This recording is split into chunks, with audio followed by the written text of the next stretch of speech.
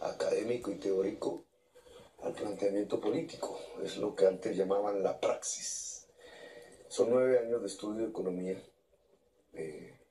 completos después de mi bachillerato y un año de administración pública y de manera autodidacta me gusta la filosofía.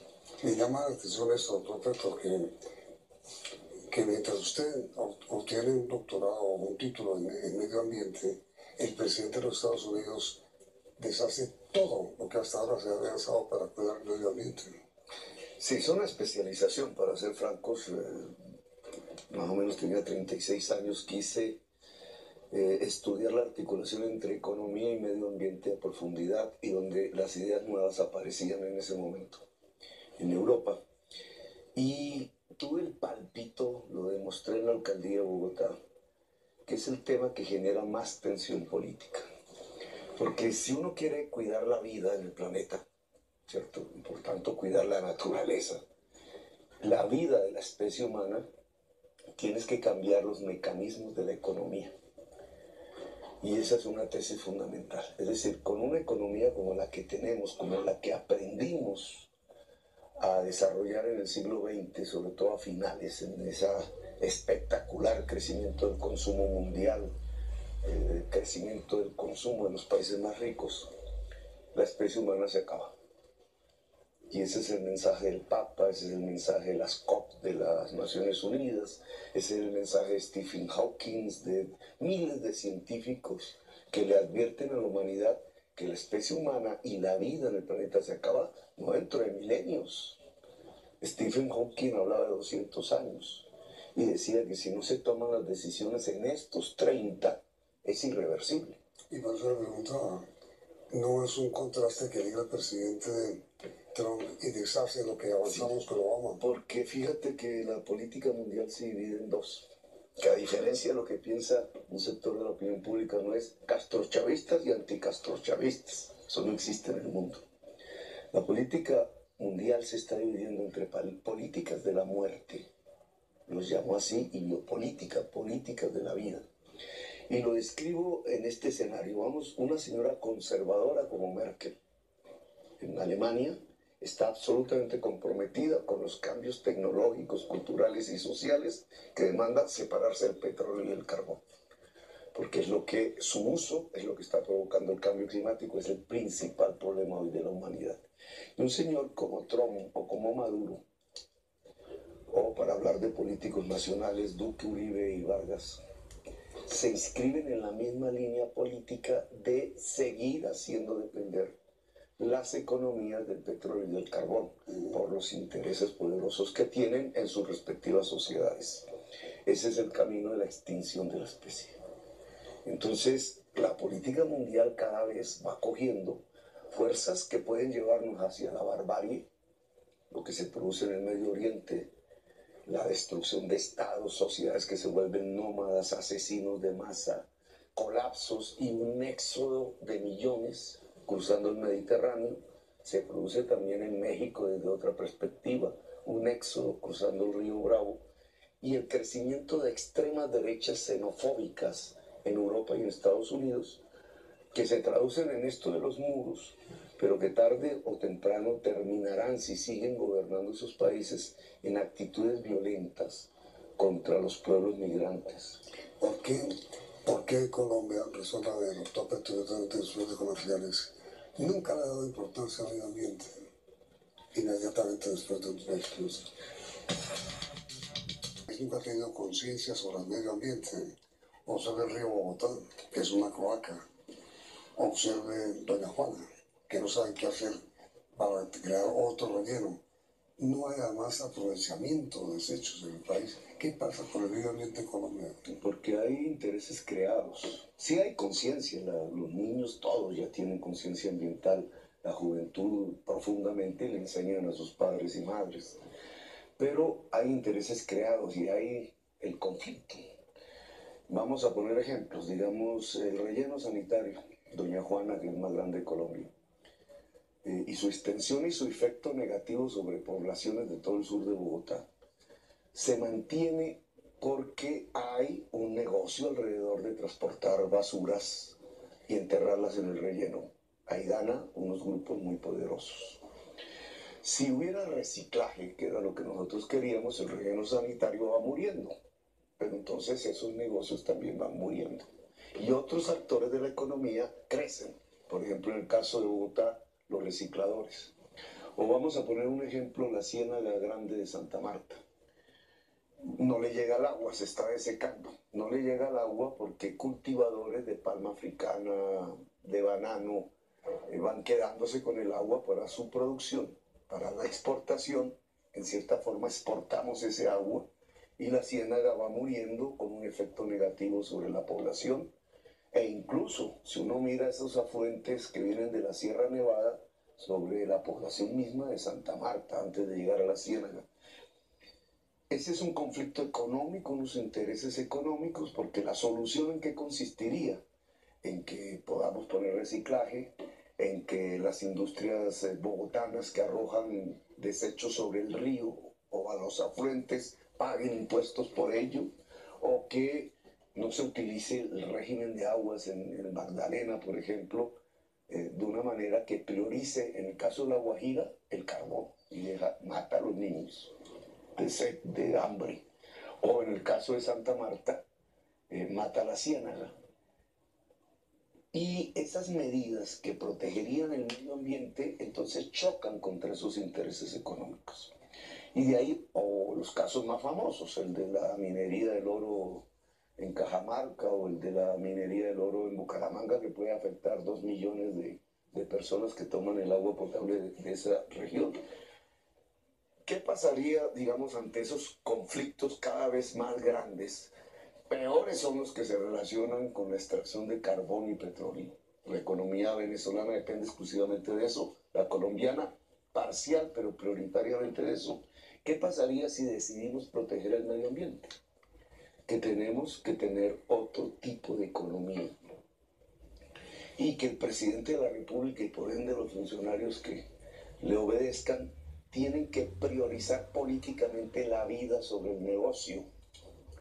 Y esa priorización de la vida sobre el negocio pues trae decisiones que pueden llamarse fuertes, pero que son vitales. Por ejemplo, en el páramo de Santurbán, Minesa no entra y no entra.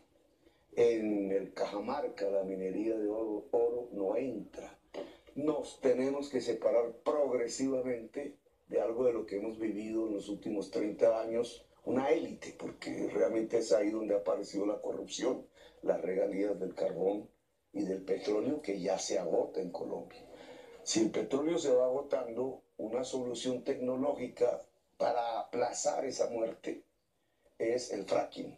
Usar todo el agua de la región. Pero miren, intencionalmente, como decía con usted, tratando un tema en el que usted se trata con el medio ambiente por lo siguiente.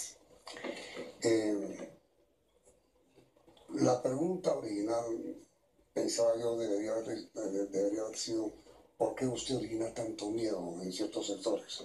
Pero con una respuesta, con una pregunta tan genérica como el medio ambiente y tan importante como el medio ambiente, yo pensaba encontrar una respuesta, se lo confieso, distinta, pero dése cuenta, me abre el camino para la misma pregunta.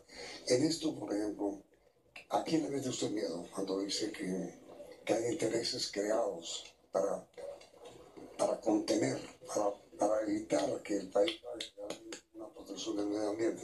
Pues fíjate, Yamil, que quienes deberían tener miedo, que es la mayoría de la población, debería ser de no hacer eso, de no proteger el medio ambiente. ¿Cómo no va a tener miedo una población de 2 millones de habitantes que vive en Bucaramanga y al otro lado del norte de Santander y otros municipios? No, digo, si le quitan el agua del páramo. ¿Usted origina miedo? Digamos que hay sistemas políticos que quieren que la gente sienta miedo por mí, para que no voten por mí. Eso ya lo habían usado antes. A Gaitán le decían comunista. Hoy se conmemora 70 años de su muerte. Lo asesinaron, pero no lo dejaron llegar a ser presidente de Colombia. ¿Y cómo lo lograron? Al principio generando miedos. Recuerda usted que dividieron el Partido Liberal y les ganó a los conservadores en el 46. Y después, pues no pudieron de otra manera que asesinando. Pero Gaitán era comunista, ¿no?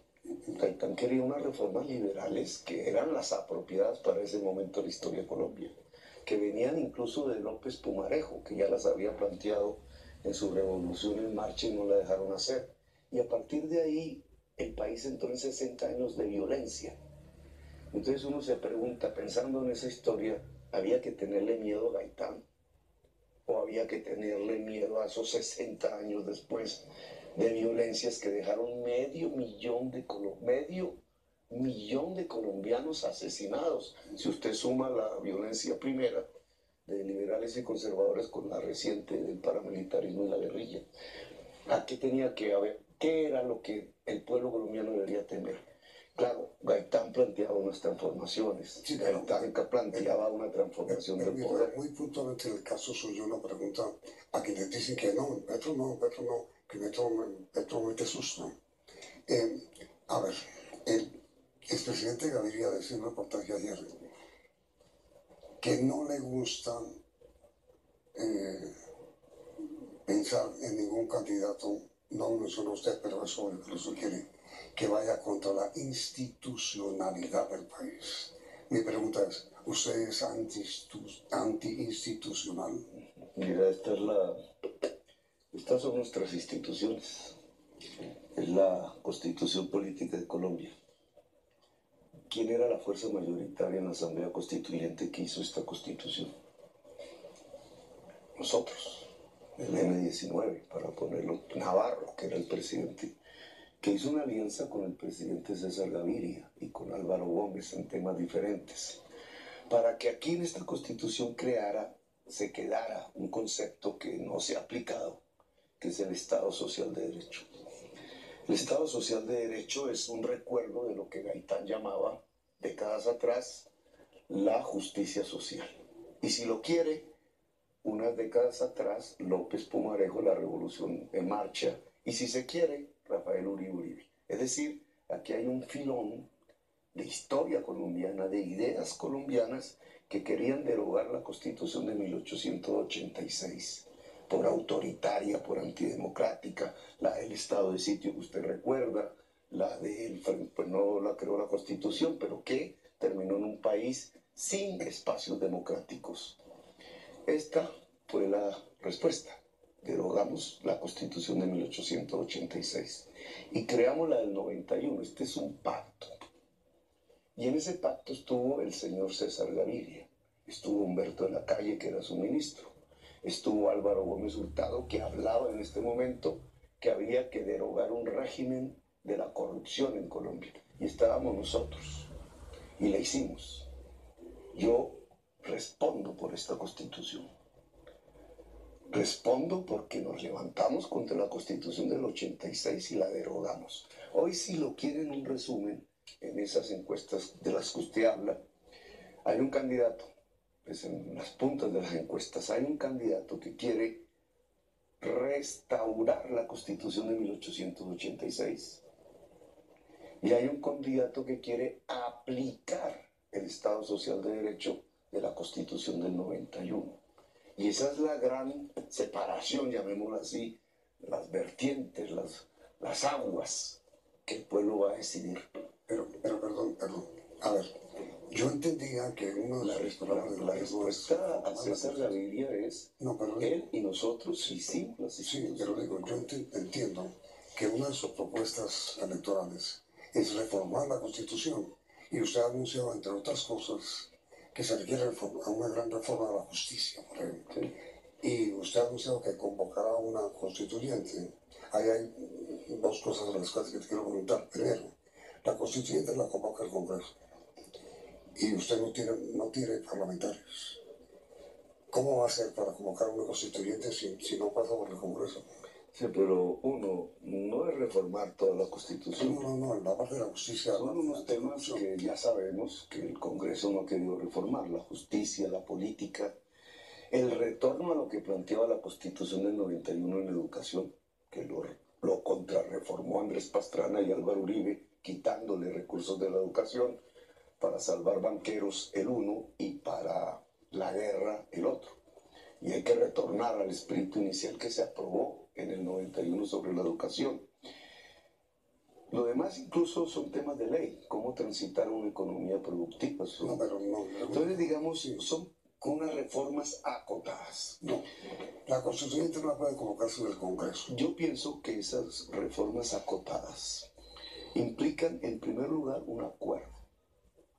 Y es un acuerdo sobre lo fundamental. Vamos a suponer que Petro gane las elecciones, ojalá.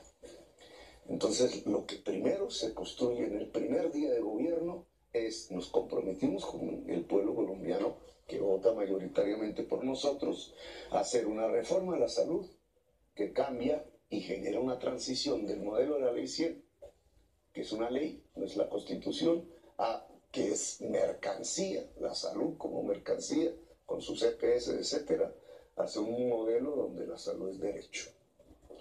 Que si lo queremos poner en términos concretos, es que es primero la prevención para disminuir la enfermedad y segundo, el tratamiento de la enfermedad no necesita intermediarios. Eso es un tema de ley. No, pero ¿cómo? A ver, hay un segundo tema constituyente, ¿cómo hace para convocarlas sin tener Congreso? Pero es que el acuerdo sobre lo fundamental es una mayoría en el Congreso. Acuerdo sobre lo fundamental, la teoría de Álvaro Gómez. Sí, que yo recojo. Que usted va a recoger. Claro. Y porque esto no lo vamos a reformar unilateralmente y por decreto presidencial, porque eso ya sería asemejarnos al vecino. No, este es una reforma pluralista. Usted no quiere parecer al vecino. Incluso es el Senado, ¿cierto? Es el Senado el que tiene la decisión. Es una consulta que hay que hacerle al pueblo, que era una reforma a la Constitución sobre estos temas, si o no pasa por el Congreso. Claro, pero... Y el Congreso tiene una mayoría en el Senado recientemente elegida, que no es el uribismo ni el Partido Conservador. Para ponerlo en términos exactos, es los que votaron por el sí. Yo no estuve muy de acuerdo con esa tesis de Santos, pero es la realidad política. Ahí está el Partido Liberal, ahí está el Partido de la U, y la mayor bancada de todas, que son las nuevas fuerzas alternativas. Sí, no, si usted junta las nuevas fuerzas alternativas y los que votaron por el sí, son mayoría en el Congreso. No, pero mire, mi pregunta concreta. Usted, si es elegido presidente, no va a poder gobernar ni aplicar ninguna de sus ideas, en serio, si no cuenta con el apoyo del Congreso. Eso es elemental. Sí. ¿Cómo va a ser Gustavo Petro, presidente de Colombia, para tener el apoyo del Congreso de la República? Hay que hacer un acuerdo. Hay que hacer un acuerdo sobre los temas fundamentales de ¿Cuáles son los temas fundamentales? De los temas que estábamos narrando ahora. La reforma a la salud. 1, 2. La reforma a la educación, que es volver al artículo original. Es decir, financiar la educación. La educación, incluso, para que podamos tener un sistema de educación pública superior, gratuito. Y ahora hablamos de eso. La reforma a la justicia, para dotarla de independencia completa. Es mi propósito. No para someterla a la política, sino para dotarla de independencia completa. La reforma a la política para independizarla de la corrupción, que implica darle más peso a las decisiones. Pero si la mayor corrupción está en el Congreso, según usted mismo lo ha denunciado. No. Pero tenemos las fuerzas para un acuerdo sobre lo fundamental. ¿Sabe cuáles son las fuerzas fundamentales? Un presidente elegido que quiere hacer los cambios. Porque si el presidente no quiere hacer los cambios, ¿Duque? Pues para qué hablan de constituyente. Él habrá dado una constituyente para cerrar las cortes, para salvar a su padrino político Uribe Vélez. No, nosotros queremos un proceso de reforma constitucional para darle independencia a la justicia. ¿Quiénes están de acuerdo con nosotros en eso? ¿Está de acuerdo el Partido Liberal? Que este es el momento de darle independencia a la justicia. ¿Está de acuerdo todas estas formaciones políticas que llegaron al Congreso nuevas? Verdes, Polo, decentes, etc. ¿Está de acuerdo el partido de la U que tenemos que darle total independencia a la justicia y a la política? Si esos que he nombrado dicen sí, ya usted tiene la mayoría del Congreso. Sí, en ese tema. Pero perdón, doctor Petro, mire. ¿Usted es anti-institución o no? No, porque se lo acabo de decir. Sí, pero Mi intención es que esto se aplique. Y estas son las instituciones de Colombia. no acabar nada, no destruir nada. Nosotros hicimos esto. Este es el legado de una historia que llegó a ser violenta, que a través de la paz de hace 30 años sacó este libro, como un pacto de muchas fuerzas pluralistas. Y esto es mi compromiso, la Constitución política. Le insistí en la pregunta porque en un reportaje ayer en el diario El Tiempo, el expresidente Gaviria dice que él está dispuesto a dialogar en una segunda vuelta donde aparentemente no alcance a llegar el doctor de la calle, con uno de los dos candidatos, de los dos que pasen a la segunda vuelta, con quien respete las instituciones. Sí. ¿Es usted? Él habla de dos conceptos. Con el que respete las instituciones, Y el sistema. está la Constitución. Y después, antes, sí, refiriéndose a mí, incluso, yo le diría que cuando César Gaviria habla de lo antiinstitucional, yo creo que está pensando más en términos de quien propone cerrar las cortes. Pero cuando él habla de antisistema, que lo hace en su entrevista un poco antes, y eso sí me lo asigna a mí, es que Petro es antisistema. Entonces ahí tendríamos que hablar qué es el sistema. Y vuelvo a retomar la tesis de Álvaro Gómez Hurtado. El sistema que tenemos es un régimen de corrupción, una dictadura de corrupción. Ese sistema no está aquí escrito. Ese sistema existe en Colombia precisamente porque este libro no se aplica. Por eso me lo digo, doctor. Entonces, ese sistema de corrupción, claro que hay que derogar. Si el sistema que gobierna hoy Colombia es un sistema corrupto, hay que cambiar el sistema. Sí. Inmediatamente después de que... No, es que el tiempo se nos acabó. Vamos al capítulo de Caso Cerrado y continuamos.